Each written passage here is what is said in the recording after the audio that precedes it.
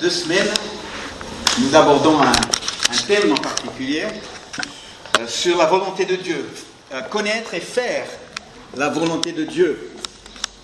Je dirais même connaître et faire la volonté de Dieu sans trop se tromper.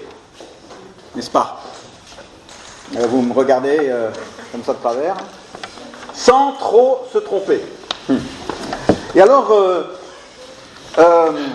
il y a 2 semaines, on a commencé notre série avec le rôle capital de la parole de Dieu qui nous indique la volonté de Dieu. Et puis la conclusion, c'était que finalement, pour toutes les questions de la vie, pour tous les choix que nous avons à faire, il y a un principe biblique qui correspond.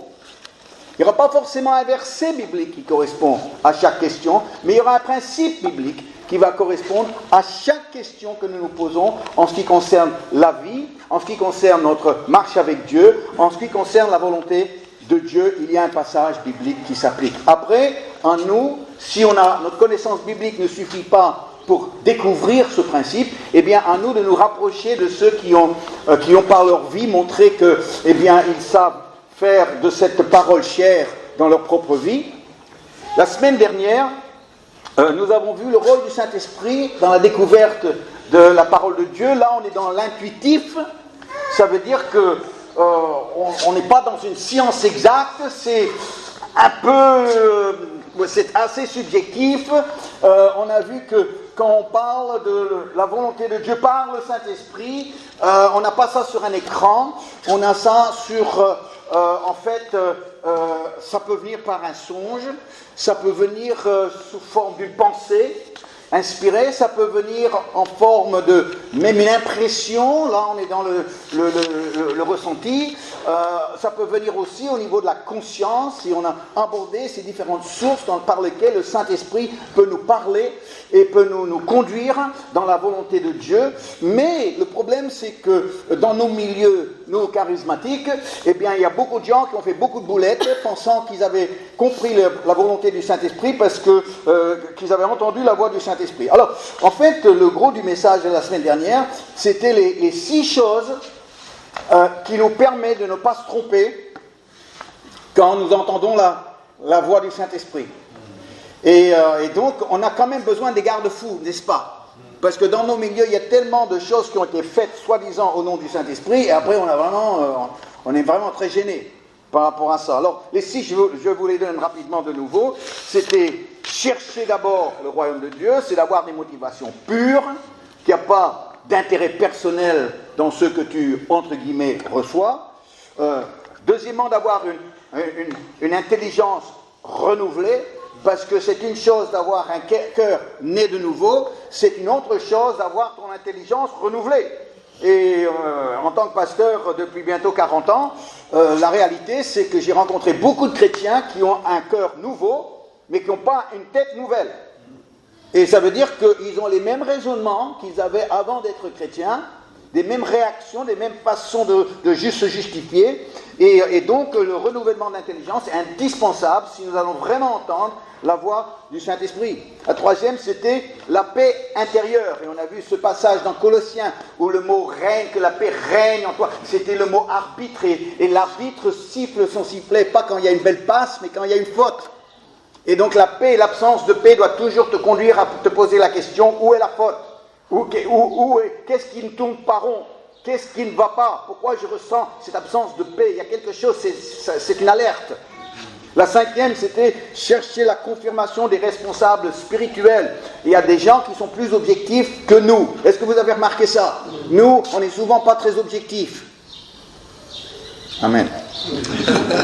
Et quelqu'un qui n'est pas dans notre peau, eh bien, le voit parfois les choses, et surtout s'il est un responsable spirituel qui n'est pas parti pris dans ta décision que tu dois prendre, eh bien, tu as besoin de ce regard de l'extérieur d'hommes et de femmes qui sont sur la route depuis longtemps et qui ont fait leurs preuves dans leur vie chrétienne. Et la fin, c'est quels sont les fruits, parce que quelqu'un qui déclare que le Saint-Esprit m'a dit d'eux, eh bien, comment est-ce qu'on peut être sûr que ce soit le Saint-Esprit qui l'a dit? Eh bien, la seule façon d'être sûr, c'est après coup. Quels sont les fruits? Alors, c'est là où on doit quand même mesurer dans la façon de dire le Saint-Esprit m'a parlé. On a dit, j'ai ressenti quelque chose dans mon cœur, je réponds à ça, je vais voir si c'est vraiment Dieu par les fruits que ça porte. Hein, c'est comme ça, on avance avec l'humilité et on fait moins de bêtises. Des bêtises charismatiques normalement. Excusez-moi, mais je suis charismatique, je vous le dis.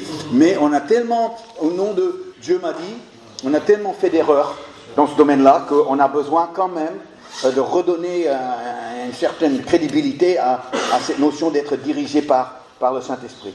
Aujourd'hui, j'aimerais parler de la découverte de la volonté de Dieu à travers les circonstances. Parce que Dieu nous révèle sa volonté aussi par le moyen des circonstances. Et en fait, ce message, et ce n'est pas pour vous piéger, ceux qui sont là pour une première fois, ce message est en 2 parties. Et donc, si vous voulez la fin, il faudra revenir la semaine prochaine. Mais j'ai abordé les trois domaines dans cette question des circonstances. Comment interpréter les bonnes circonstances? Comment interpréter les mauvaises circonstances? Et pouvons-nous compter sur les toisons, entre guillemets? Alors, si vous ne savez pas ce que c'est une toison, revenez la semaine prochaine et puis vous aurez l'explication. Aujourd'hui, on va commencer avec une première lecture dans Romains chapitre 15.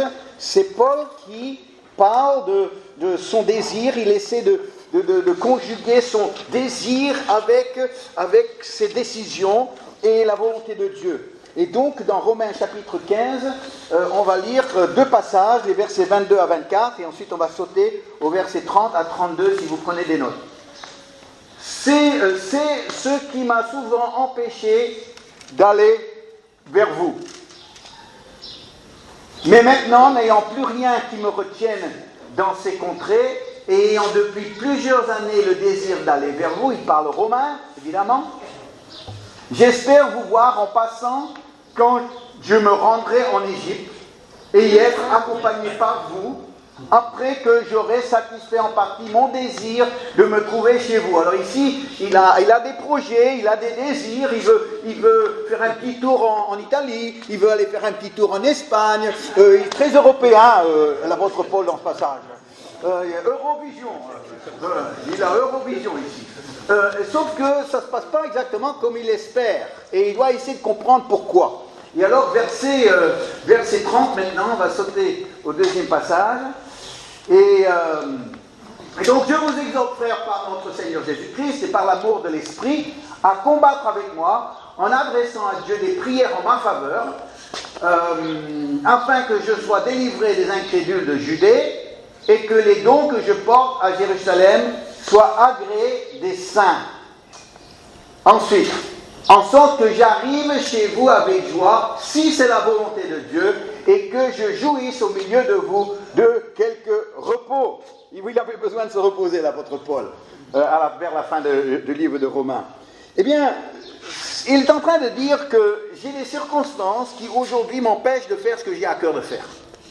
Et les circonstances, c'est d'abord, j'ai besoin de porter ce don des Macédoniens à Jérusalem. C'est une responsabilité, je dois faire un grand voyage, un voyage important. Et la deuxième chose, c'est que dans mes circonstances, j'ai des obstacles créés par les incrédules en Judée. Il y a des opposants qui ne me permettent pas de faire ce que j'aurais vraiment à cœur de faire. Et alors ça, c'est Romains chapitre 15.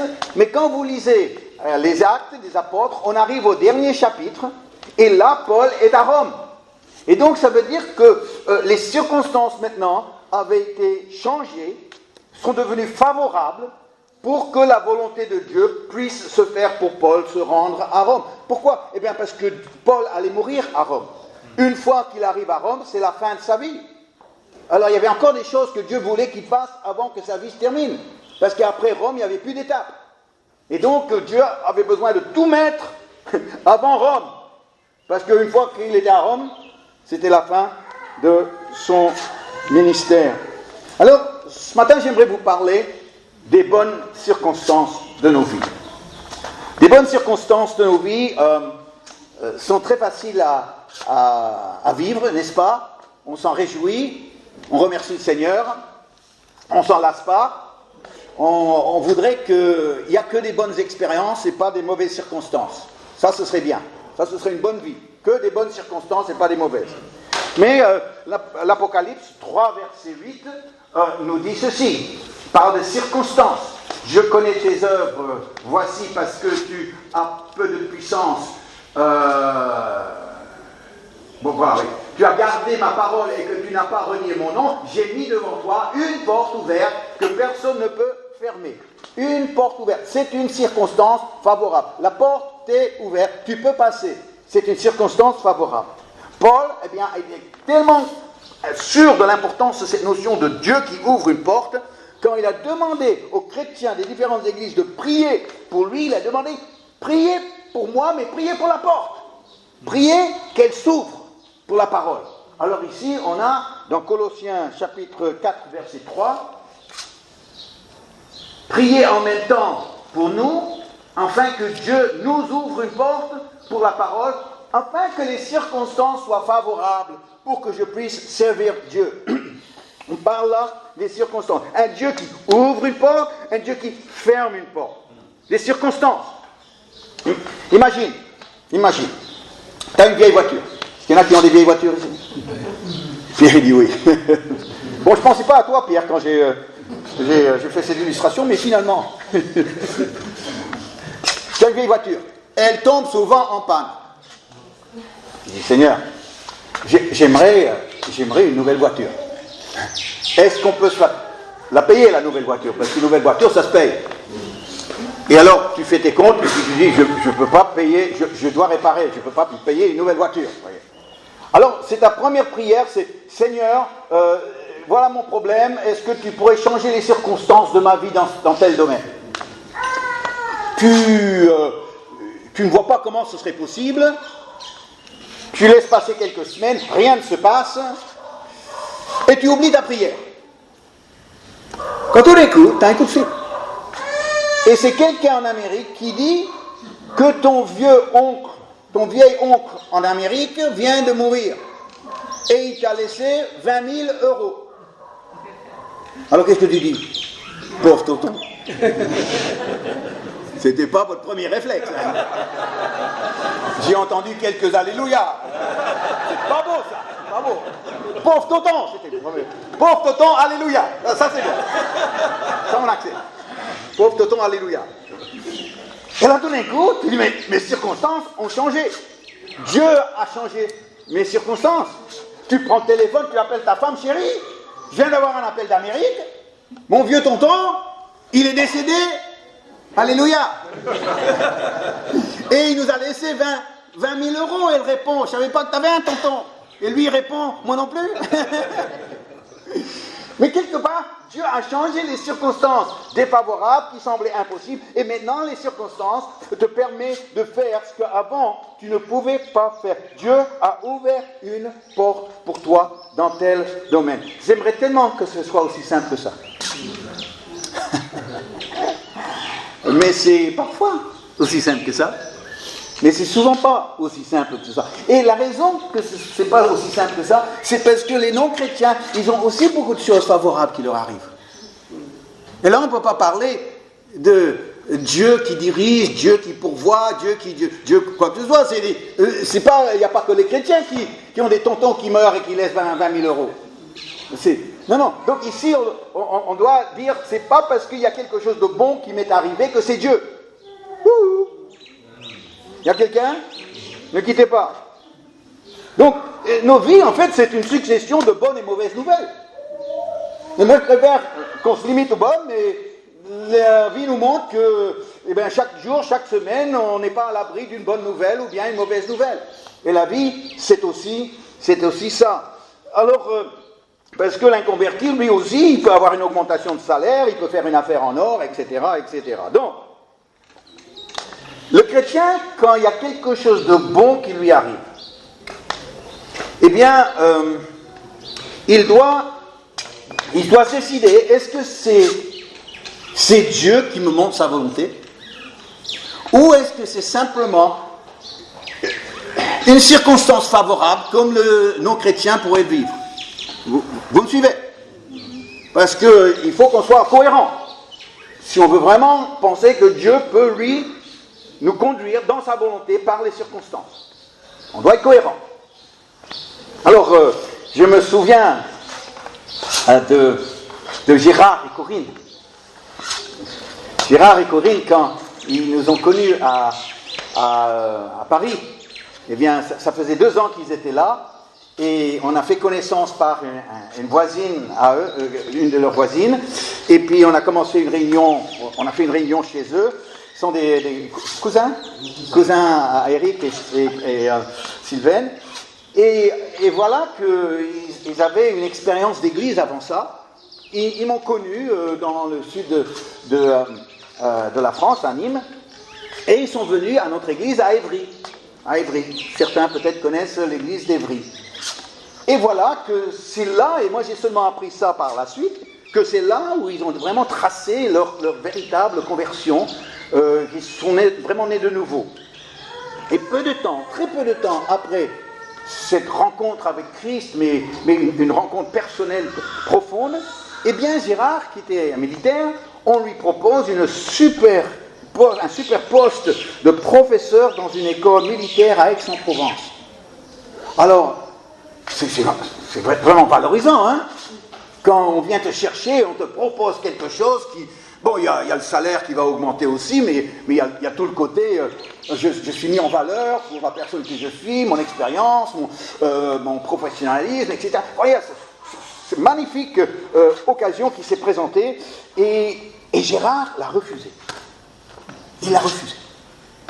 Et la raison pour laquelle il l'a refusé, quand ça aurait été pour lui professionnellement au niveau de sa carrière un grand pas en avant, c'est parce qu'il ne voulait pas mettre en péril ce que Dieu était en train de faire spirituellement dans sa famille. Il a fait un choix que cette occasion n'était pas, cette condition favorable, très favorable même, c'était pas la volonté de Dieu pour lui et sa famille. Ça, il faut du courage. Parce que beaucoup de gens, beaucoup de chrétiens se sont déplacés du centre de la volonté de Dieu parce qu'il y a eu quelque chose d'alléchant qui a été mis devant leur nez. Alors ils disent, ah c'est Dieu, c'est Dieu, c'est Dieu. C'est pas sûr. Parce que les gens qui ne sont pas chrétiens, eux, ils peuvent avoir des situations alléchantes aussi. Donc ça ne veut pas forcément dire que c'est Dieu. La leçon à tirer, c'est que ce n'est pas l'argent ni le patron qui décide que c'est la volonté de Dieu pour ta vie. Ouais. Alors, la bonne règle pour interpréter les bonnes circonstances, ce que je vais vous partager est très concret. Il y a une règle pour commencer à faire le tri entre les circonstances bonnes, mauvaises. Est-ce que c'est Dieu, est-ce que c'est pas Dieu? Il y a une règle. Et la règle se trouve dans un passage des Proverbes, et c'est Proverbe 4, versets 25 à 27. Alors, regardez. Que tes yeux regardent en face, et que tes paupières se dirigent devant toi. On est très concret là. Considère le chemin par où tu passes et que toutes tes voies soient bien réglées par le chemin. Hein? On continue. Ne te détourne ni à droite ni à gauche. C'est pas une position politique. Hein? Et écarte ton pied du mal. Voilà le principe. On va relire, c'est très important comme principe. Que tes yeux regardent en face, que tes paupières se dirigent devant toi, considère le chemin par où tu passes, considère, et que toutes tes voies soient bien réglées. Ne te détourne ni à droite ni à gauche, et écarte ton pied du mal. Alors, ce passage peut être résumé en 5 mots qui commencent avec un R. Il y a des prédicateurs qui aiment faire ça. Moi, je le fais rarement, mais ils vont nous donner 10 mots qui commencent par la même lettre. Vous en connaissez comme ça? Ah oui, ben moi je ne suis pas comme ça, normalement. Mais cette fois-ci, je me suis permis. Premier, c'est regarde. Regardez. Regarde en face de toi. Regarde. Deuxièmement, réfléchir. Considère le chemin qui t'a conduit jusqu'ici. Il y a une cohérence en ce que Dieu fait. Dieu n'est pas le Dieu des zigzags. Il y a un chemin, pas 36. Donc tu dois considérer le chemin. Qu'est-ce qui m'a conduit jusqu'ici? Qu'est-ce qui m'a conduit jusqu'à ce choix? Qu'est-ce qui m'a conduit jusqu'à cette décision? Considère le chemin, réfléchis. Troisième, régler. Maîtrise ton chemin, qu'il soit réglé, que tu règles ta vie en fonction du chemin sur lequel Dieu t'a mis. Quatrièmement, reste sur ce chemin-là. Prends pas un autre chemin. Prends pas un autre chemin. Ne te détourne ni à droite ni à gauche. Et en cinquième, retire tout ce qui est mal sur ce chemin, écarte ton pied du mal, retire-toi de tout ce qui est mal. Les 5 mots, regarder, réfléchir, régler, rester, retirer. En résumé, pour rester dans la volonté de Dieu, tout droit, en avant. Pas compliqué. Tout droit, en avant. Mais le problème, c'est que les chrétiens ne sont pas souvent tout droit en avant. Ils sont un coup par-ci, et un coup par-là, et puis Dieu m'a dit, et puis j'ai ressenti que, et ça m'est arrivé, et quand tu le vois, tu dis, ouh, Dieu il ne sait pas ce qu'il veut là. Dieu il ne sait pas ce qu'il veut, pourquoi ? Parce qu'il n'y a pas une cohérence dans le chemin. Et c'est le chemin qui finalement détermine comment tu dois régler ta vie. Et donc ici, le passé va être aussi une indication de ton présent et de ton avenir. Dans ce que Dieu a fait. Parce qu'il y a une cohérence entre ton passé, ton présent et ton avenir. Et quand tu comprends ça, tu ne vas pas aller dans tous les sens, parce que seules les bonnes circonstances qui sont cohérentes avec le chemin sur lequel Dieu t'a mis peuvent être retenues comme étant la volonté de Dieu. Et tout ce qui te détourne de ce chemin, elles peuvent être très bonnes, mais si ce n'est pas cohérent avec le chemin sur lequel Dieu t'a mis, ne considère pas ça comme étant le chemin de Dieu. Moi, quand j'étais jeune pasteur, j'étais pasteur de jeunes, en fait. Alors ça, c'était les années 70. Et dans une grande église en Australie. Et un jour, j'ai pris un homme en stop. Et je ne fais plus trop ça maintenant, parce que les choses ont changé. Mais à l'époque, on pouvait encore le faire. Et puis, j'ai pris cet homme, c'est un homme, pas vieux, un jeune homme, en stop. Et j'ai commencé à témoigner, et lui parler de Dieu. Quand tout d'un coup, l'homme il me regarde, il me dit, Dieu m'a envoyé pour te dire quelque chose. Et il m'a dit, oui, il m'a demandé de te dire qu'il veut que tu ailles travailler dans le nord d'Australie au milieu des aborigènes. Écoute, lui il débite comme ça, facile, ça ne lui coûte rien, même pas l'essence de ma voiture, et puis il me balance ça. Alors moi j'ai dit, oui, et où est-ce que tu veux que je te dépose ? Est-ce que le soir même, Seigneur, tu m'as envoyé quelqu'un qui est venu de la part de toi pour aller dans le nord de l'Australie et travailler avec les aborigènes. Non mais ça va pas. Mais il y a plein de chrétiens qui seraient complètement déstabilisés par ce genre de choses. Parce qu'ils ne comprennent pas le chemin. Alors il y a la moindre chose qui arrive, tout d'un coup, c'est c'est Dieu. Ben non, c'est pas Dieu. Je sais pas ce qui lui a appris de dire ça, mais ça n'a rien à voir avec Dieu. Ça n'a rien à voir. Et beaucoup de chrétiens seraient très impressionnés par ce genre de choses. Et ils commenceraient à prier, Seigneur, si c'était plus toi, Seigneur. Et alors, ils achètent un livre sur les aborigènes dans le nord d'Australie, puis ils commencent à lire. Mais non, si tu étais en train de prier, Seigneur, là je sens quelque chose pour les aborigènes, et je veux vraiment savoir si c'est toi. J'ai commencé à lire autour de cette question-là, et j'aurais quand même besoin plus de clarté au niveau de ça. Et tu prends un gars qui te dit ça, alors là tu dis, là ça attire mon attention. Hein? Mais s'il y a un autre chemin qui n'est pas celui sur lequel je suis, qui m'est proposé, moi je passe pas 30 secondes à prier sur ça. Vous me regardez un peu de travers. Ouais. Pourquoi ? Parce qu'au bout, il faut avoir quelque chose pour montrer pour votre vie. Et les gens qui zigzaguent toujours, Dieu m'a dit, ils ne font jamais rien. Et à la fin, il n'y a rien. À la fin, il n'y a rien. Sauf beaucoup de paroles. Beaucoup de paroles. C'est pour ça que si demain, on me contactait d'Amérique, et on proposait une église des pasteurs principal, senior, le leader. On a changé les mots maintenant. Senior pasteur, c'est fini, c'est le leader. Lead pasteur. Tu seras le lead pasteur d'une église de 5000 membres. tu auras un salaire comme les lead pasteurs en Amérique, tu auras une belle voiture, et tu auras un très beau bureau avec la moquette épaisse comme ça. Bon. Comme j'ai vu dans des bureaux des lead pasteurs. Alors, moi, j'ai pas besoin de passer 5 minutes à prier sur ça. Est-ce que vous me comprenez? Pourquoi? Parce que ça ne fait pas partie de mon parcours, ça. Ça ne fait pas partie de mon chemin, ça. Moi, j'ai jamais baigné là-dedans. Moi, j'ai toujours baigné pionnier, j'ai ma Bible, j'ai ma femme, j'ai ma guitare, on va faire l'église.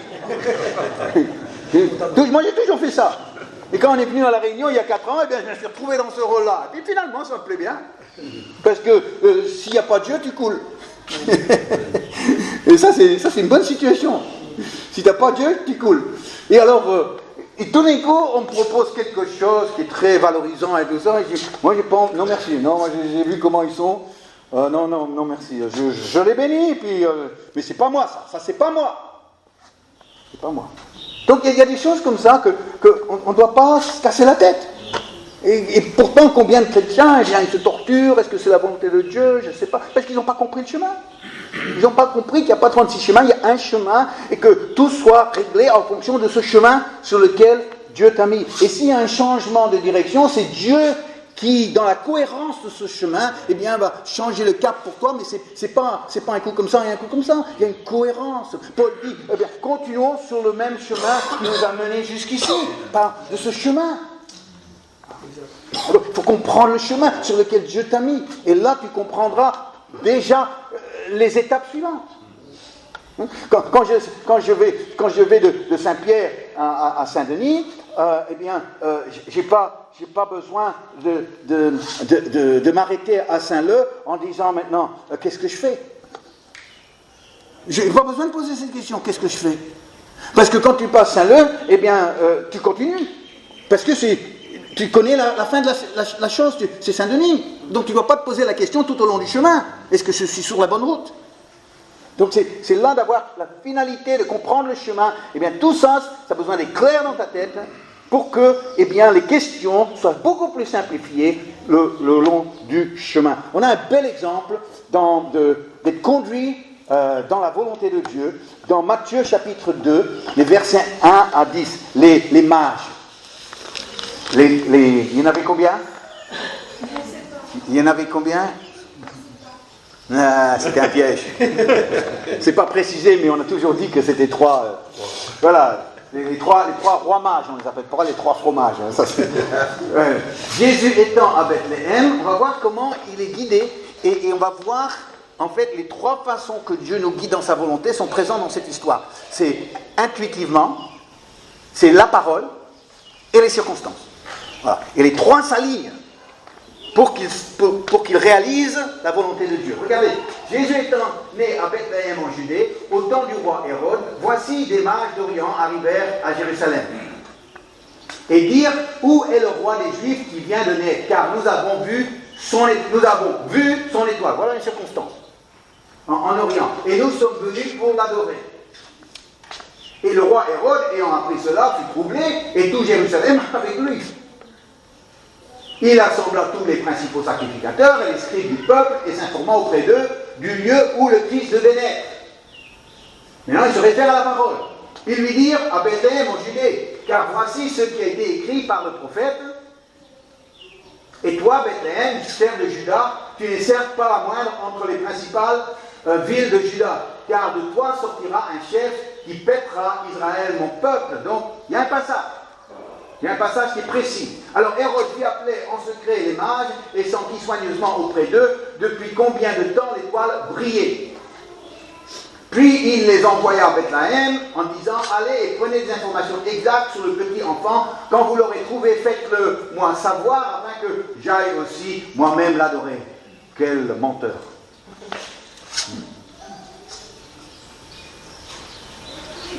C'est bon?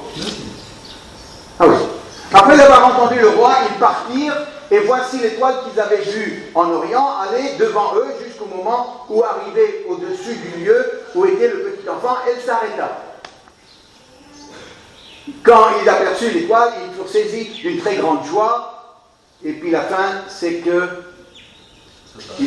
ça s'arrête. Eh bien, le verset 11, c'est qu'ils ont un songe. Et puis, pour ne pas retourner, prendre un autre chemin. Et donc, ils sont conduits par une étoile. Les circonstances, c'est une étoile, une circonstance, quelque chose qu'on peut voir, qui est concret. Ils arrivent à Jérusalem, plus d'étoile. Alors, ils vont arriver à quelle conclusion? C'est que l'enfant, il doit être à Jérusalem. Mais maintenant, c'est la parole qui prend le relais.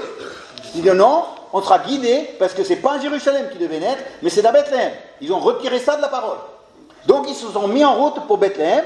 De nouveau, les circonstances, l'étoile apparaît, qui conduit là où est l'enfant. Et eux qui pensaient que Hérode était sincère, ils allaient repasser par Jérusalem pour tout lui raconter. Et quand maintenant, eh bien, le Saint-Esprit les guide avec le songe pour qu'ils ne passent pas par ce chemin-là. Alors quand on veut chercher la volonté de Dieu, on doit comprendre que il y a trois choses qui doivent s'aligner là. Trois choses. Il y a l'intuitif, il y a la parole de Dieu et il y a les circonstances. Et quand les trois s'alignent, là tu peux avancer, mais quand même sois mesuré dans ce que tu dis. Ne te lance pas comme ça, à cœur perdu. On est arrivé, Denise et moi, en France en 86, et nous avons eu une vision de servir Dieu. Alors c'est un peu vague. Hein. On veut servir Dieu. Bon. Et on est arrivé en France d'Australie, après 9 ans de ministère de pasteur en Australie. Et après 2 ans, on avait circulé, on était basé dans la ville de Nîmes, et puis on tournait dans les églises des Assemblées de Dieu à l'époque.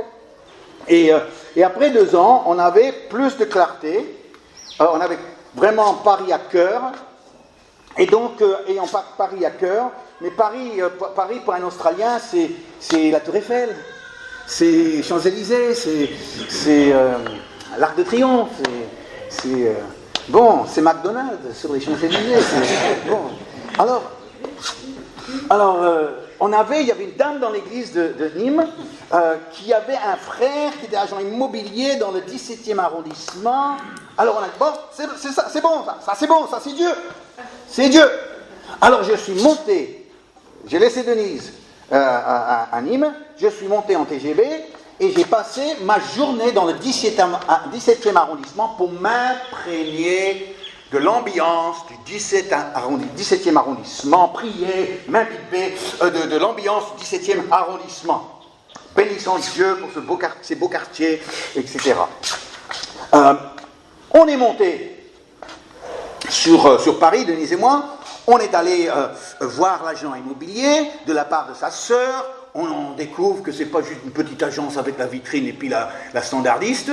Il fallait le code, plus un autre code, pour même arriver à la secrétaire. Alors, tout était vraiment, c'était du haut de gamme. Et alors j'arrive, je me présente Denise, et puis j'explique au monsieur. Alors il me dit, eh bien monsieur le pasteur, votre budget c'est quoi? Alors je lui dis, il éclate de rire. Il éclate de rire, le monsieur. Et il a dit, écoutez monsieur, là vous rêvez, hein? Pour le 17e arrondissement, ou même le 18e, hein, c'est pas ça, hein? Alors, j'ai dit, ben, et tout d'un coup, la secrétaire, elle arrive, elle a dit, mais monsieur, on a un appartement quand même, mais pas au centre de Paris, c'est dans la banlieue sud, à côté d'Évry. Alors, je dis, c'est où, Évry? Je ne sais pas. Et Ivry, non pas Ivry, Évry. C'est où ça? Alors, on a compris la volonté de Dieu. On va habiter là, et on va faire la route tous les jours, pour le 17e. Voilà ce qu'on va faire. Alors, comme on devait travailler, eh bien, on est allé voir Berlitz, les écoles Berlitz, c'est une école de langue anglaise, assez connue quand même en France. Et puis, on est allé là, on s'est présenté, on est allé au siège, la DRH nous a reçus, et puis on a expliqué qu'on venait d'arriver d'Australie, que j'étais pasteur, qu'on avait besoin de travailler, et est-ce qu'il y aurait des places pour nous, en Berlitz, pour enseigner l'anglais. Et elle nous a dit, mais vous habitez où? Alors on a dit, bon, écoutez, c'est un peu loin, mais on habite à côté d'Évry. Vous habitez à côté d'Évry? J'ai dit oui. Alors elle s'est levée tout de suite, elle est allée dans le bureau à côté, mon collègue, elle a dit, c'est un miracle. C'est ça ce qu'elle a dit, on l'entendait. C'est un miracle. Ce couple habite Évry, ou à côté. Ça faisait des mois qu'ils cherchaient des profs à Évry, pour leur école à Évry. Et là, il est revenu, il a dit, mais oui, on a 2 places pour vous dans l'école d'Évry. Alors on a commencé à dire, 17e. Alors ici, il fallait essayer de comprendre dans tout ça. Est-ce que vous me comprenez dans ce que je dis là? C'est pas toujours simple, hein. C'est pas un GPS, ça. C'est un GPS de Dieu, hein. À droite, 100 mètres à droite. Non. Alors on a dit, bon, écoute, on va avancer comme ça, on va voir comment le Seigneur va conduire. Je devais encore prêcher dans un camp de jeunes à Toulouse, dans la région, et donc je suis parti. Quand je suis rentré, on était chez des amis dans le sud de Paris, on était logés là, et puis quand je suis rentré, Denise, elle m'a dit, Vincent, pendant que tu étais parti, il y a une dame qui a appelé. Alors je l'ai rappelé, et puis et j'ai dit, oui madame, voilà, je suis pasteur Vincent Esterman, et puis elle a dit, mais monsieur, j'apprends que vous êtes pasteur, et oui c'est ça, et que vous pensez commencer une église à Évry. J'ai dit, apparemment oui. Elle m'a dit, gloire à Dieu, ça fait des années que je prie qu'un pasteur vienne à Évry pour commencer une église. Alors quand on a compris ça, on a dit, bon écoutez madame, on va vous rencontrer. Et on a rencontré cette dame avec quelques amis. C'était notre première soirée, un mardi soir, d'études bibliques dans la région d'Évry. Quelques semaines plus tard, on a lancé notre premier culte dans un hôtel, plein centre-ville d'Évry. Et l'église d'Évry est née de ça. L'église d'Évry est aujourd'hui l'église mère de tout un mouvement d'église qui est à la Fédération protestante de France et a fait naître des églises dans plusieurs régions de France. Et puis on a eu le privilège de participer au lancement du CEP avec Sylvain et Eric il y a bien des années de ça maintenant. Mais est-ce que j'avais tout sur l'écran? Non. Est-ce que j'avais tout compris avec le premier bout de papier, avec l'adresse de l'agent immobilier dans le 17e? Est-ce que j'avais tout compris? J'avais pas tout compris. J'avais un élément qui allait conduire à un autre élément. Et c'est comme ça que Dieu fonctionne.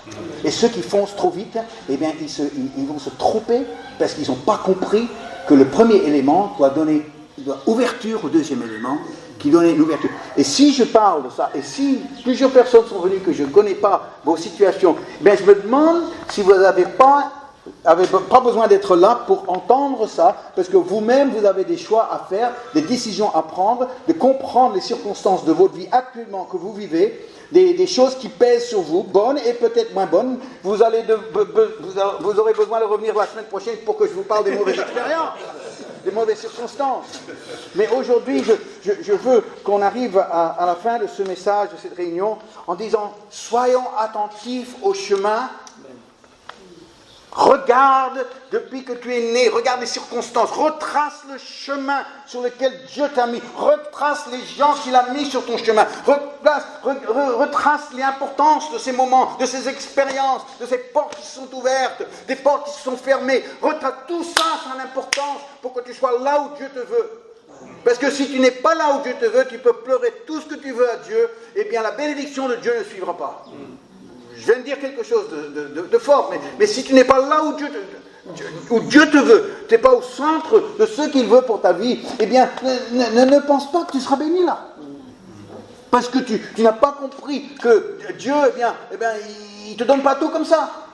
C'est un pas, et puis à partir de ce pas-là, on va voir ce qu'il va ouvrir, et tu ressens l'intuitif, oui, ça joue le rôle, il y a la Bible qui doit aussi nous guider, mais les circonstances, peuvent aussi être trompeuses. Et c'est pour ça qu'il ne faut pas trop vite attacher une signification à une bonne circonstance, parce que c'est peut-être simplement une bonne circonstance, et pas la volonté de Dieu. Alors si je dis ça, c'est pour que nous soyons plus matures dans notre approche, de discerner, de comprendre, d'être dans la volonté de Dieu. Aujourd'hui, on n'a plus d'années à perdre. Est-ce que vous êtes d'accord avec moi? On n'a plus d'années à perdre. On ne peut plus se permettre un coup à droite, un coup à gauche. On ne peut plus ça. Non, les Français, ils aiment un coup à droite, un coup à gauche. C'est comme ça qu'ils votent. Un coup à droite, un coup à gauche, un coup à droite. Nous, on ne peut pas être comme ça, spirituellement. Donc aujourd'hui, eh bien, c'est peut-être un exercice à faire, seul ou bien avec son épouse, ou son mari, de retracer le chemin sur lequel Dieu t'a mis. De voir les moments importants de ce chemin. Les gens qui ont joué un rôle important. Tout ça, c'est Dieu qui a voulu. De voir les circonstances qui permettraient d'aller plus loin sur ce chemin-là et qui ne vous demandent pas d'aller sur un autre chemin. Parce que l'autre chemin, c'est pas la volonté de Dieu. Amen. C'est le chemin. Ça vous a aidé ce matin? Écoutez, on va prier. On va prier avec un chant. On va prier avec un chant pour terminer. Je vais demander à l'équipe de revenir.